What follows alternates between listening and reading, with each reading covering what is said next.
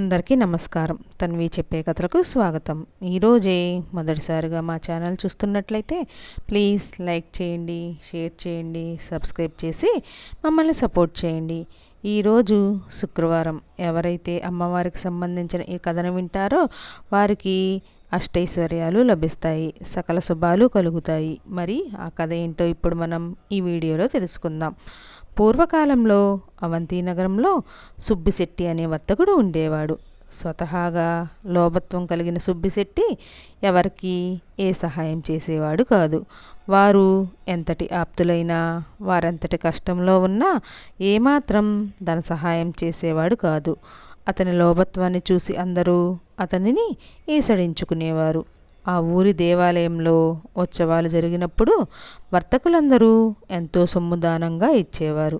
కానీ సుబ్బిశెట్టి మాత్రం చాలా కొద్ది సొమ్ము మాత్రమే, అది కూడా వారిని విసుక్కుంటూ ఇచ్చేవాడు. అతని లోభత్వం భార్య, వారికి గల 2 కుమార్తెలకు కూడా బాధ కలిగించేది. కొంతకాలానికి వారి కుమార్తెలకు వివాహాలు జరిగి వారి దారిన వారు వెళ్ళిపోయారు. వయసు మీద పడుతున్నది కదా, ఇక తీర్థయాత్రకు తీసుకెళ్లమని భార్య సుమతి సుబ్బిశెట్టిని ఎంతో ప్రాధేయపడేది. అది అంతా చాలా వ్యయ ప్రయాసాలతో కూడిన పని, ఇక్కడ నుంచే నమస్కరిస్తే సరిపోతుంది అని భార్యను కసురుకునేవాడు. రోజులు ఇలా గడుస్తుండగా భార్య సుమతికి ఏదో తెలియని వింత రోగం వచ్చింది. పగలంతా చక్కగా ఉండే మనిషి సాయంత్రం కాగానే విపరీతమైన కాళ్ళ నొప్పులు వచ్చి కదలలేకపోయేది. బాధతో విలవిలలాడేది. భార్య ఇంత బాధపడుతున్నా సుబ్బిశెట్టి మాత్రం ఆమెను ఏ వైద్యుడి వద్దకు తీసుకువెళ్ళేవాడు కాదు. మందులకు చాలా వ్యయం అవుతుందని ఆమెను కసురుకునేవాడు. రోజురోజుకి సుమతి బాధ ఎక్కువ కాసాగింది. ఇది వరకు సాయంత్రానికి వచ్చే కాళ్ళనొప్పుడు ఇప్పుడు మధ్యాహ్న సమయానికే రాసాగాయి. అంతేకాక చేతులు కూడా విపరీతంగా నొప్పి చేయసాగాయి. ఏ వస్తువు ఇటు తీసి అటు పెట్టే ఓపిక లేకపోయింది. భార్య ఎంత బాధపడుతున్నా సుబ్బిశెట్టి తనకు ఏమీ పట్టనట్టు ఉండేవాడు. వైద్యుని వద్దకు తీసుకువెళ్ళేవాడు కాదు. తల్లికి ఈ విధంగా ఉన్నదని కనీసం కుమార్తెలకు కూడా కబురు చేయలేదు. చెబితే వారందరూ కుటుంబాలతో సహా వచ్చి ఇంట్లో తిష్ట వేస్తారని, దాని వలన ఎంతో సొమ్ము వ్యయం అవుతుందని భార్య సుమతిని ఈసడించుకునేవాడు. ఏ మందులు వాడకపోవటం చేత సుమతి ఆరోగ్యం నానాటికి క్షీణింపసాగింది. మంచం మీద నుంచి కదిలే ఓపిక కూడా నశించింది. చూపు మందగించింది. ఆ విధంగా ఎన్నో బాధలు పడి చివరికి ఒకనాడు మరణించింది. ఈ కబురు ఊరి వాళ్ళ ద్వారా తెలుసుకున్న కుమార్తెలు హుటాహుటిన వచ్చారు. తండ్రి పిసినారితనం వల్ల తల్లికి సరిగా వైద్యం కూడా చేయించలేదని తెలుసుకుని ఎంతో బాధపడ్డారు. తండ్రిని ఎంతో ఈసడించుకున్నారు. భార్య చనిపోవడంతో సుబ్బిశెట్టిలో కొంత మార్పు వచ్చింది. చేసిన పాపాల వలన వ్యాపారం బాగా దెబ్బతింది. కానీ లోభత్వం మాత్రం ఏమాత్రం తగ్గలేదు. కొన్ని నెలలు వ్యాపారం సరిగా లేక చాలా నష్టం వచ్చి చివరకు ఉన్న ఇల్లు కూడా అమ్మవలసి వచ్చింది. ఊరివారెవరు ఎటువంటి సహాయం చేయడానికి ముందుకు రాలేదు. చివరికి తినడానికి లేక పూట గడవక చాలా కష్టాలు పడ్డాడు. ఎంతో దర్జాగా బతికిన ఆ ఊరిలో ఇక ఉండలేనని తలచి ఒకనాడు అర్ధరాత్రి ఊరు విడిచి బయలుదేరాడు. ఒంట్లో ఏమాత్రం ఓపిక లేదు. అయినా అలాగే చేతికర్ర సహాయంతో అడవి దారి పట్టి వెళ్ళాడు. ఉదయానికి మరో ఊరు చేరాడు. అక్కడ 2 రోజులు ఉండి ఆ ఊరివారు కూడా తనని గుర్తించడం చేత అవమాన భారం భరించలేక అక్కడి నుండి ఒకనాడు అర్ధరాత్రి ఊరు విడిచి బయలుదేరాడు. కొంత దూరం వెళ్ళగానే అడవి వచ్చింది. అంతా చీకటిగా ఉంది. సరిగా తిండి కూడా లేకపోవటం చేత నడక కూడా సరిగా రావడం లేదు. ఇంతలో ఒక్కసారిగా ఎదురుగా ఎలుగుబంటి కనిపించింది. సుబ్బిశెట్టి పై ప్రాణాలు పైనే పోయాయి. ఎలుగుబంటి భీకరంగా అరుస్తూ సుబ్బిశెట్టిపై దూకబోయింది. ఒక్కసారిగా జరిగిన ఈ పరిణామానికి సుబ్బిశెట్టు ఒళ్ళు జలధరించింది. ప్రాణాలు అరచేత పట్టుకొని పరుగులంకించుకున్నాడు. కాళ్ళకి ముళ్ళు గుచ్చుకుంటున్నా లెక్క చేయక ఒంట్లో లేని ఓపిక తెచ్చుకొని పరిగెత్తసాగాడు. ఎలుగుబంటి కూడా భీకరంగా అరుస్తూ అతనిని వెనకనే రాసాగింది. ఇలా కొంత దూరం వెళ్ళిన తర్వాత సుబ్బిశెట్టికి ఒక పాడుబడిన భవనం కనిపించింది. ఒక్కసారిగా లోపలికి పరిగెత్తి ఏమాత్రం శబ్దం చేయకుండా దాక్కున్నాడు. లోపలంతా కటిక చీకటిగా ఉన్నది. అయినా కిక్కురుమనకుండా దాక్కున్నాడు. ఎలుగుబంటి కాసేపు చుట్టుపక్కల తిరిగి తన దారిని తాను వెళ్ళిపోయింది. ఆ చీకట్లో సుబ్బిశెట్టి దాక్కున్నది ఒక పురాతన ఆలయం. ఇంతకు మునుపు ఎలుగుబంటి భయం చేత ఇక వేరే భయం తోచలేదు. కానీ ఇప్పుడు ఈ కటిక చీకటిలో కూర్చోవాలంటే సుబ్బిశెట్టికి విపరీతమైన భయం వేసింది. నెమ్మదిగా అటు ఇటు తడుముతూ 2 చికుముకిరాళ్ళు సంపాదించి వాటితో కొంత వెలుగు రాగానే ఎదురుగా చూసిన దృశ్యానికి అతడికి ఆశ్చర్యం వేసింది. ఆ వెలుగులో శ్రీ మహాలక్ష్మి విగ్రహం కనిపించింది. తాను ఉన్నది మహాలక్ష్మి ఆలయమని అర్థమైంది. పాడుబడి ఎవరూ పట్టించుకొనక శిథిలావస్థలో ఉన్నదని గమనించాడు. ఎంతో బూజు పట్టి ఉన్నది. చీకటిగా ఉండటం చేత అమ్మవారి విగ్రహాన్ని చూసి భయపడ్డాడు. నిత్య ధూప దీప నైవేద్యాలు లేకపోవడం వల్ల విగ్రహం చూపరులను భయపెట్టేలా ఉన్నది. ఏ విధంగానైనా ఎక్కడ దీపం వెలిగించుకోకపోతే తాను ఉండేలా అనిపించలేదు. అలాగని బయటికి వెళ్దామంటే ఎలుగుబంటి భయం. అటు ఇటు చూసిన సుబ్బిశెట్టికి అదృష్టం కొద్దీ ఒక పాత నూనె సీసా కనపడింది. దానిని తీసి పక్కనే ఉన్న ఒక పాత గుడ్డతో దీపం వలె వెలిగించాడు. హమ్మయ్య అనుకున్నాడు. ఆ కాంతి వలన సుబ్బిశెట్టికి కొంత ధైర్యం వచ్చింది. పరిగెత్తి అలసి ఉండడం వలన గోడకు ఆనుకుని కూర్చొని ఉన్న సుబ్బిశెట్టికి వెంటనే గాఢ నిద్ర పట్టింది. నిద్రలో సుబ్బిశెట్టికి కలలో శ్రీ మహాలక్ష్మి దర్శనం ఇచ్చింది. ఆ తల్లి సుబ్బిశెట్టితో ఇలా అంది: ఓయి, నీవు జీవితంలో ఎన్నో పాపాలు చేశావు. మితిమీరిన లోభత్వంతో చివరికి కట్టుకున్న భార్యను కూడా పోగొట్టుకున్నావు. ఎవరికి గుప్పెడు బియ్యం కూడా దానం చేయలేదు.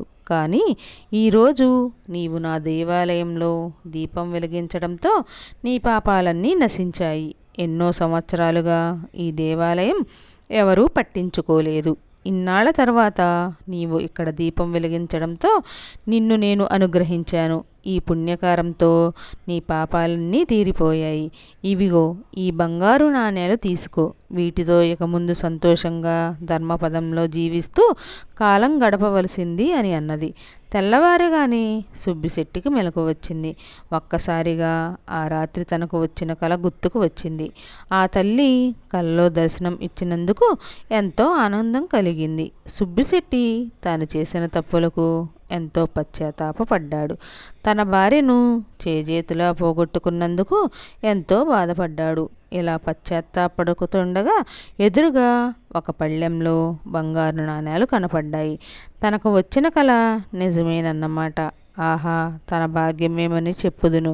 శ్రీ మహాలక్ష్మి తనను అనుగ్రహించిందని గ్రహించి ఆ నాణేలన్నీ కన్నులకద్దుకొని తీసుకొని మరునాడే తన ఊరికి బయలుదేరి వెళ్ళాడు.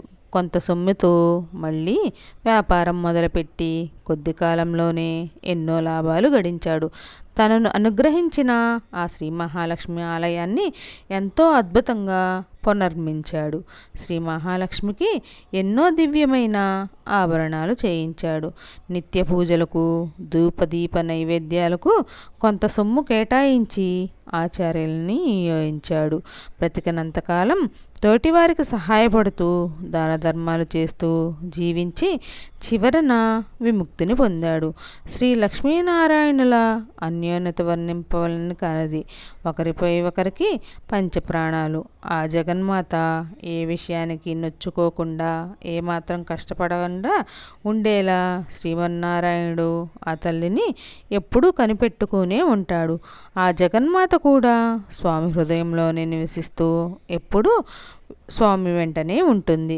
తన నాదుడికి ఎల్లవేళలా సపర్యలు చేస్తూ స్వామితోనే ఉంటుంది. వారి అన్యోన్యత లోకానికే ఆదర్శం.